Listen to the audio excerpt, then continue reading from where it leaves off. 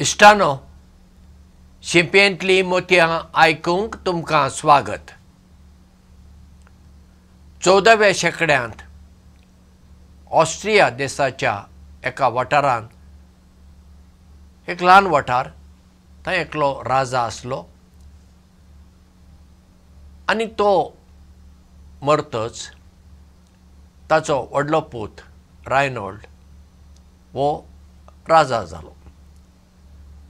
रायनोल्ड व्हडलो जिवान मोठो आनी लोक ताका मोठेलो म्हणून ताचे मुखार न्हय पूण ताच्या फाटल्यान ताची फकांडां करताले. रायनोल्डाचो धाकटो भाव एडवर्ड हाका आपल्या भावाची नसाय जाली. ताका दिसलें आपणें राजा जावंक जाय.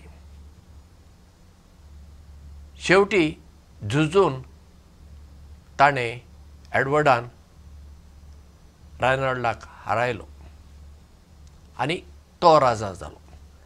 आनी राजा जातच ताणें आपल्या भावाचो जीव काडलो ना, पूण भावाच्या भोंवारी ताणें एक कूड बांदलें आनी कुडाक एक दार. पूण दाराक धांपूंक कांयच ना, फकत दारवंटो इतलोच आसा. जनेलां आसात तशें तांकांय धांपूंक कांयच ना, उक्ती. रायनोल्डाक त्या कुडांतल्यान भायर येवंक जायना, कित्याक तो इतलो मोठो आसा. त्या दारांतल्यान ताका भायर येवंक जायना, देखून तो भितरच. आनी एडवर्ड कितें करतालो, आपल्या भावाक बरें बरें खाण जेवण दितालो. कितेंच उणें ना, खाण जेवण पिवंक सगळें दितालो. हाका लागून रायनोल्ड आपली मोठाय उणी करूंक पावलो ना. ताणें जर आपली मोठाय उणी केलेली ताका त्या कुडांतल्यान भायर येवंक जाता आसलें. तो थंयच बंदखण कशी त्या कुडांत तो जियेलो. शेवटी जेन्ना एडवर्ड एका झुजांत मेलो तेन्ना रायनोल्डाची कोणें तरी सुटका केली.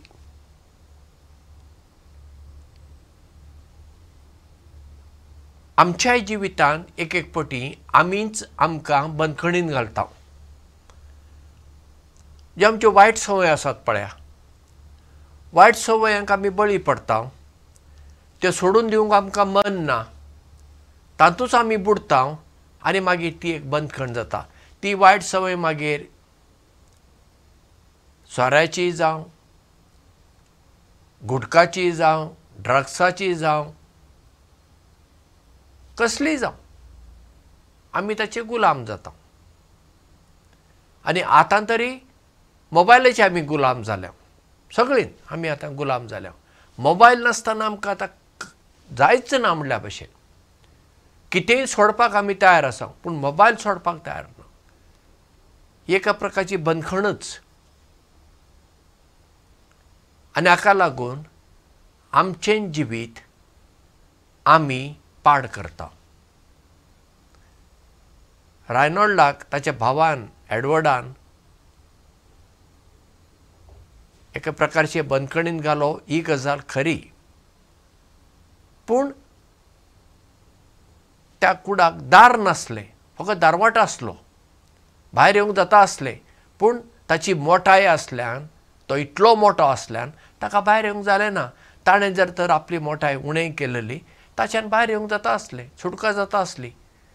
पूण ताणें आपले सुटके विशीं चिंतलेंच ना, मेळटा तें खायत बसलो. आमच्या जिवितांत आमकां एक ध्येय आसूंक जाय. आमकां कितें जाय, खंय हांवें पावूंक जाय, कितें हांवें करूंक जाय, हें हांवेंच ठरोवंक जाय. तेन्ना हांव जिवितांत फुडें वता.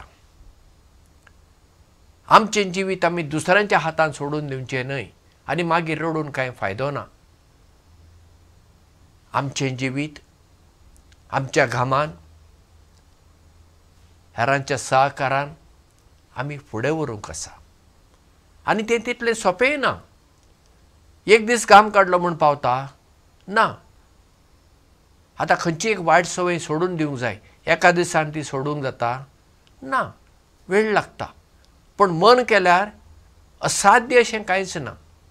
कितल्या जाणांनी सोरो सोडला, कितल्या जाणांनी ड्रग्स घेवपाचें सोडलात आनी कितें तांच्यो वायट संवय आसात तांणी त्यो सोडल्यात आनी आपलें जिवीत बरें करून घेतलां आनी थोड्यांनी करूंक ना. म्हणटच आमचें जिवीत कशें आसचें तें आमी ठरोवया. एक सुकेस्त, एक अर्थाभरीत जिवीत आमी जिवुया. देव बरें करूं आनी मोग आसूं.